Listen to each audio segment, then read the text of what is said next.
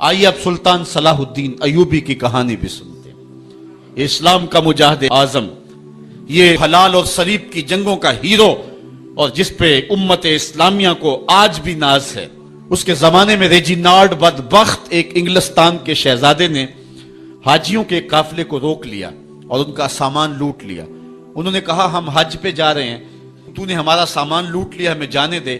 تو اس نے دریدہ دہنی کرتے ہوئے کہا بلاؤ اپنے نبی محمد کو جو تمہاری جان چھڑائے۔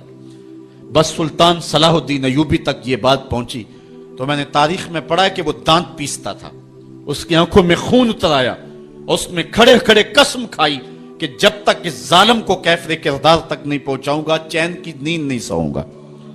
پھر پونے دو سال کا عرصہ آپ سلطان صلاح الدین ایوبی کی زندگی دیکھ کے جنگی مہموں کو ترتیب دیتا رہا، دن رات اس نے ایک کر دی، نیند قریب نہ آنے دی۔ جب نیند بہت زیادہ تنگ کر دی تو پھر وہ خیمے کی چوب کے ساتھ ٹیک لگا کے کھڑے ہو کر کے اپنی آنکھوں کی آگ بجھا لیتا، اور پونے دو سال کا عرصہ اس نے چارپائی پہ لیٹ کے نہیں دیکھا۔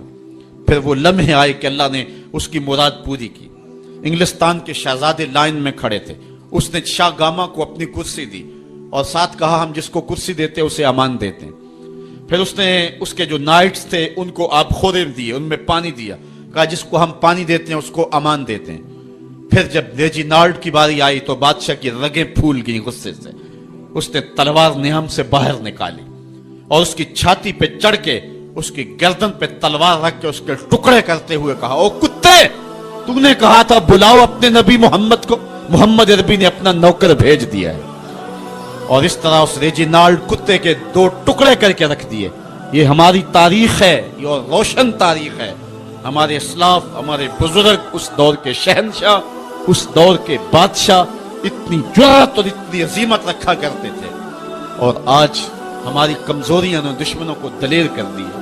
کبھی ایسا بھی اندھیر آیا تھا کہ سرے عام یوں توہین اور تنقیص ہوتی ہو پیغمبر حسن اور پیغمبر جمال کی، اور پھر 1.40 ارب انسان دنیا کے اوپر بستے ہوں۔ یہ بھی زمانے نے دن دیکھنے تھے تو امت مسلمہ کی موت واقع ہو جائے اگر حضور علیہ السلام کی توہین باقی رہتی ہے۔ اس لیے امت کو پوری قوت کے ساتھ کھڑا ہونا ہے اور اپنے نبی علیہ السلام کی توہین۔ ماوراء النہر کا علاقہ بھی فتح ہو گیا، ادھر آرمینیہ تک پہنچے۔ یہ تھوڑے سے عرصے کے اندر عظیمتوں کی کیسی داستان رقم کی۔ اقبال تڑپ کے کہتا ہے دی ازانے کبھی یورپ کے کلیساؤں میں، کبھی افریقہ کے تپتے ہوئے صحراؤں میں، دشت و دشت دریا بھی نہ چھوڑے ہم نے، بحر ظلمات میں دوڑا دیے گھوڑے ہم نے۔ آج دیکھیں جا کر کے جبل طارق کو، جہاں وہ 500 قدوسی وہاں نکلے تھے، وقت کے حکمران نے اپنے جاسوس کو بھیجا، دیکھ کیا وہ کون لوگ ہیں، کہاں سے آئے ہیں اور کتنی تعداد ہے۔ تو جا کر کے جاسوس نے کہا پتہ نہیں زمین سے نکلے ہیں یا آسمان سے اترے ہیں، اور ان کی تعداد 500 سے آگے پیچھے ہے۔ اور پھر ان 500 لوگوں نے یورپ کے دروازے میں داخل ہو کر کے حق اور باطل کے اس مارکے کے اندر وہ عظیمت کی داستانیں رقم کی کہ اقبال خراج پیش کرتے ہوئے کہتا ہے یہ غازی، یہ تیرے پراسرار بندے جنہیں تو نے بخشا ہے ذوق خدائی، تو نیم ان کی ٹھوکر سے صحرا و دریا، سمٹ کر پہاڑ ان کی ہیبت سے رائی، دو عالم سے کرتی ہے بیگانہ دل کو، عجب چیز ہے لذت آشنائی، شہادت ہے مطلوب و مقصود مومن، نہ مال غنیمت نہ کشور کشائی۔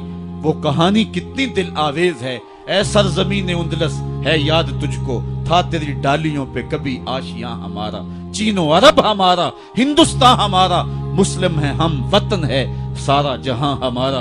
پوری دنیا پر اسلام کے پھریرے لہرا رہے ہیں اور اسلام کے جھنڈے لہرا رہے ہیں۔